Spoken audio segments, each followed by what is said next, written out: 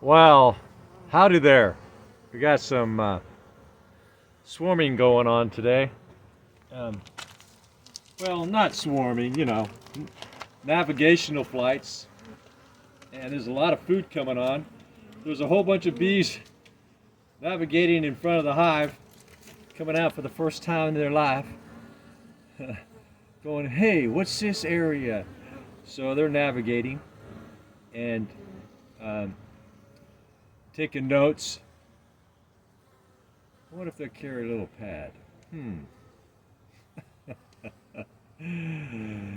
Yeah. Before you go outside, kids, here's your little notepad. Take notes from where you're going, where you're going, how to get back. Here's your direction pad. So, yeah, they're really. So this is like day 4.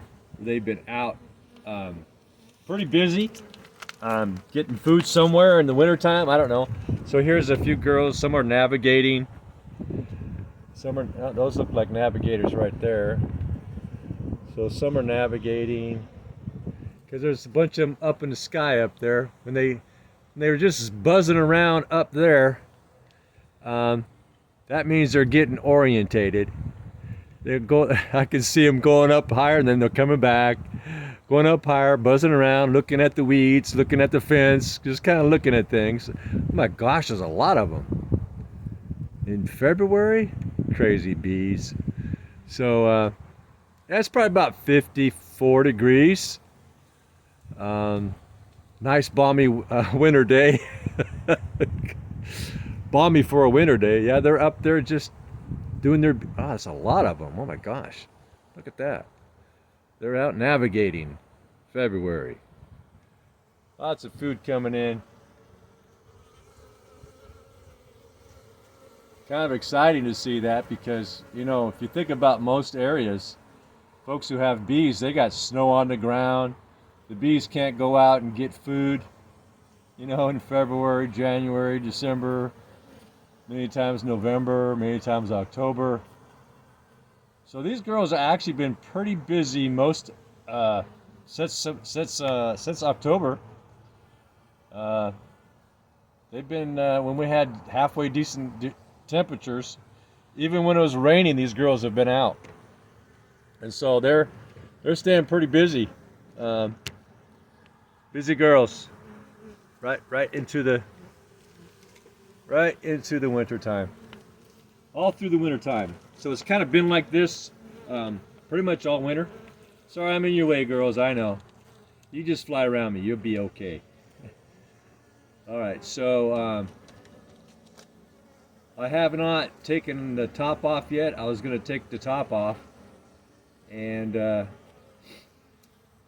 check on the pollen patty, see if that's all gone, and check on the mountain feeding process. I do what's called mountain feeding. I just throw a bunch of sugar, regular table sugar, on the top divider board underneath the lid, and they eat it up pretty good. In fall, I put my first thick layer down, and I know it was about a month later. There was only like this little string of hardened candy. They ate all of it.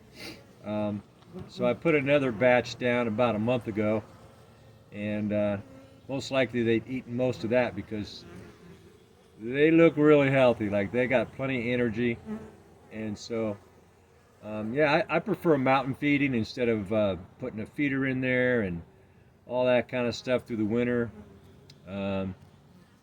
Their body heat will give off that moisture, and it'll add moisture to that dry sugar, and it'll turn it into kind of a harder candy.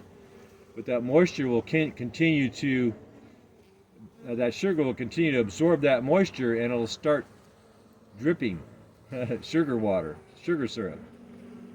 And as it starts to liquefy, they just go right up there and they just eat it up. And as it liquefies naturally, nothing has to be done. That was called a varroa mite control board underneath here, and I can always see how much sugar syrup that's turned into sugar syrup. The regular sugar, how it turned into, sugar syrup, and I can see how much it has dropped onto my varroa mite board. So I can tell they're getting plenty of food. Anytime I see a little sugar syrup on my varroa mite board, I know they're just getting it at their leisure. Whenever they want food, it's right there in the box. Yeah, I prefer mountain feeding to all other methods. It's just so simple, right? It's really simple to mountain feed. And so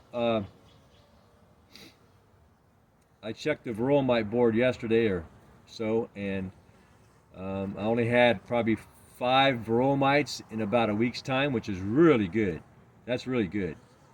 I used to get hundreds in one day. That's like, oh my gosh, these girls are in trouble. And now I'm down to probably 1 or less a day. Varroa mite drop. Oh, coming out with the dead. There she goes. She's going to fly away with it. She's going to fly away, do, do, do, do. She's going to fly away with it. So what I also do is I pick up all the dead bees around my hive. There's a disease called penicillium or chameleon. That American brood disease, penicillium or something like that. And that they can even pick that up from some other source on the brood, that's the bees that are dead on the ground. So I pick my dead bees up on the ground most days. It also reduces predators, ants from colonies from forming in the area, things like that. And so it's a really nice day for these girls to be out in February 2025. And this is my first year of having bees in the wintertime. I lost 2 hives in 2023. The only 2 I had, 2 varroa mite destructor. It's the DWV. It deformed their wings. So it's like the hive got that infection and it just got passed on, and the hive couldn't survive that infection because it's the varroa mite carries it, but you can continue even if you eliminate every varroa mite. If the virus is already in your hive, it can continue to spread and eventually still kill your hive. So the varroa mites are the deliverers of the virus, and then the bees spread it amongst each other. And so, and they had an outbreak in September, and they still have it a little bit. So when I pick up my dead bees, I look for the DWV, and I'm still seeing some of the wings deformed. So the virus is still in the hive. It's still getting passed around, but they seem to be digging out the infected larvae, opening up the caps and bringing some dead ones out. So they're probably detecting that the virus is in there, and they're taking out the infected larvae. And so I used to see hundreds of the deformed wings out in front of my hive, and now it's like, I don't know, maybe 1 or 2 a week, and I check most days of the week. So it's looking pretty good. I'm going to be making hundreds of queens, and I'll be posting those for sale probably on eBay or something here in Eugene, Oregon. So I'm going to kind of go in the queen making and queen selling business probably, maybe, and maybe eventually sell a few hives now and then. And anyway, it's always best to buy your queens locally because they're already adapted to whatever local viruses that the local varroa mites carry. They've already had their encounter with that particular strain of viruses.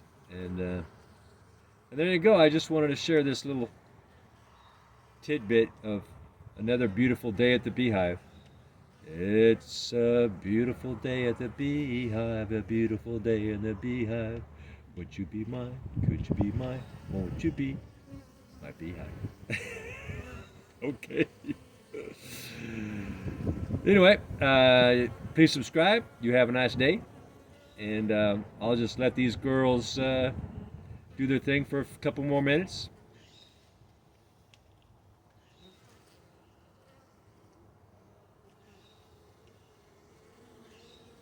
There's a lot of, I'm kind of close to the hive, so I'm probably about maybe 1.5 feet from the camera, and so they're like flying all around my head trying to get into the entrance. These have been really docile bees. Kind of got lucky because some folks really get a bad strain. Oh, she had such a heavy load, one of the loads dropped off of her legs.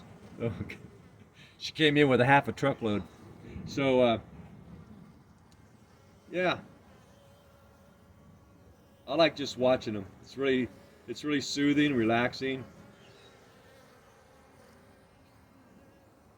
Oh, I might have said it today is 2/22, I think. Let me see. Let me double check that. 2/22? Yeah, 2/22/25 is today's date. Busy bees in February. Yeah, I kind of feel for all those folks that have those, live up in the cold areas, and a foot of snow or 6 inches, even a quarter of inch of snow can keep your bees, even on a nice day, from being able to find nectar and pollen. I mean, they literally dig it up from the ground. They'll dig in the ground to find last year's pollen and nectar. It's kind of strange, but they're very creative when it comes to finding food. They'll even go into a pop can. Yeah, get the sugar out of a pop can or anything. They'll go into trash cans. They'll go anywhere where they can find the kind of food sources that they're looking for. They're not picky. They'll go wherever they can find what they need to feed the hive.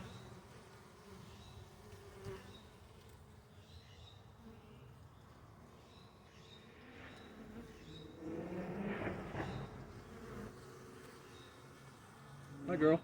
Oh, geez. She came right to my eyes, and like she just looked at me like, hey there. It's like she took a snapshot of me or something. That was funny. She had a bee that just came right kind of in front of my nose, and she just hovered for a second like she was taking a snapshot, and she just kind of kept flying around.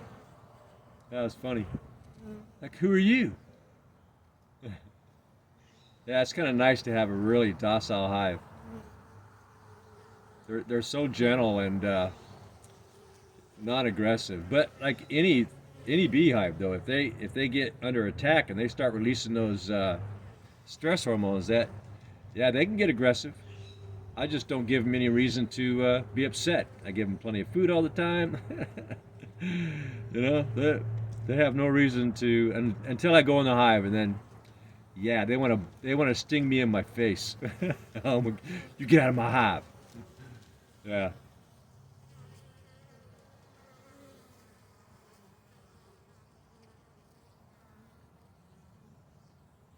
Subscribe, thumbs up, help this channel grow. I got a lot of cool stuff coming down the pike. Different stuff. This is just a soothing video. Watching nature in February. All right, you have a good day. Bye now, you hear?